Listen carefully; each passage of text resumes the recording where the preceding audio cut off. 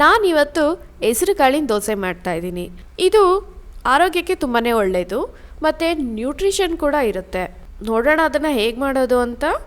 Hi, ನಾನು ನಿಮ್ಮ ಶ್ರುತಿ ಸವಿರುಚಿ ಚಾನಲ್ಗೆ ನಿಮ್ಮೆಲ್ಲರಿಗೂ ಸ್ವಾಗತ.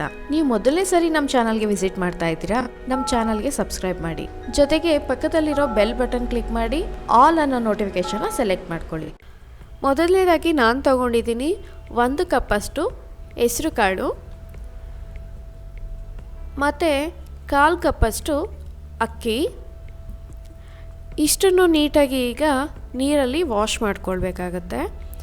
ನಾರ್ಮಲ್ ದೋಸೆಗೆಲ್ಲ ನಾವು ರಾತ್ರಿಯೇ ಹಿಟ್ಟು ರುಬ್ಬಿಟ್ಟು ಬೆಳಗ್ಗೆ ಮಾಡೋ ಅಂಥದ್ದು, ಇದು ಇನ್ಸ್ಟೆಂಟಾಗಿ ಮಾಡೋ ಅಂಥ ದೋಸೆ.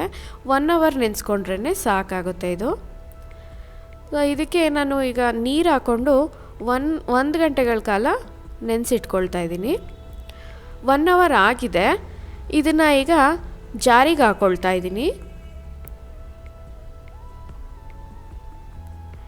ಈಗ ಇದಕ್ಕೆ ನಾನು ಸ್ವಲ್ಪ ಕೊತ್ತಂಬರಿ ಸೊಪ್ಪು ಹಾಕ್ಕೊಳ್ತಾ ಇದ್ದೀನಿ ಮತ್ತು 4ರಿಂದ 5 ಹಸಿಮೆಣ್ಸಿಕಾಯಿ ಹಾಕ್ಕೊಳ್ತಾ ಇದ್ದೀನಿ.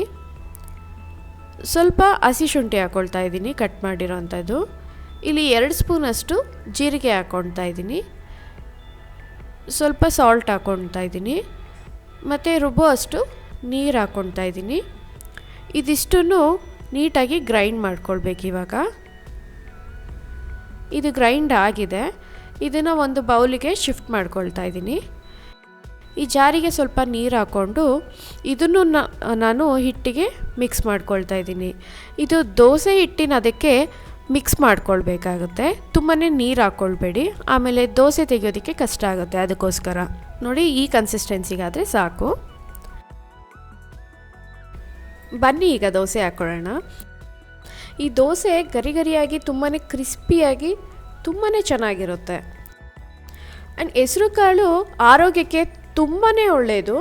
ಇದರಲ್ಲಿ ತುಂಬಾ ನ್ಯೂಟ್ರಿಷನ್ ಇರುತ್ತೆ ಆ್ಯಂಡ್ ಇದು ಟೇಸ್ಟಿಯಾಗೋ ಸಹ ಇರುತ್ತೆ. ನೀವು ಈ ಹೆಸರು ಕಾಳು ದೋಸೆನ ಮನೆಯಲ್ಲಿ ಒಂದ್ಸಲ ಮಿಸ್ ಮಾಡದೆ ಟ್ರೈ ಮಾಡಿ. ಹೇಗಿತ್ತು ಅಂತ ನನಗೆ ಕಮೆಂಟ್ ಮಾಡಿ. ನೀವು ನಮ್ಮ ಚಾನಲ್ಗೆ ಮೊದಲನೇ ಸರಿ ವಿಸಿಟ್ ಮಾಡಿದ್ದೀರಾ? ಹಾಗಾದರೆ ಈಗಲೇ ಸಬ್ಸ್ಕ್ರೈಬ್ ಮಾಡಿ. ಈ ವಿಡಿಯೋ ನಿಮಗೆ ಲೈಕ್ ಆಯಿತಾ? ಹಾಗಿದ್ರೆ ಲೈಕ್ ಮಾಡಿ, ನಿಮ್ಮ ಫ್ರೆಂಡ್ಸ್ ಜೊತೆ ಸಹ ಶೇರ್ ಮಾಡಿ. ಮುಂದಿನ ವಿಡಿಯೋದಲ್ಲಿ ಸಿಗ್ತೀನಿ. Thanks for watching. Bye bye.